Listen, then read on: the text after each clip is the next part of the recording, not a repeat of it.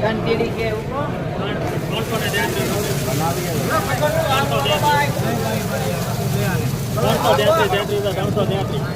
hello Rajubhai 333 40 રૂપિયા 340 રૂપિયા તમે આ બધું આવો ભાઈ નો જોયું તો એને જોવે છે લેવું એને કોકને હવે અંદર એક વિડિયો બોલ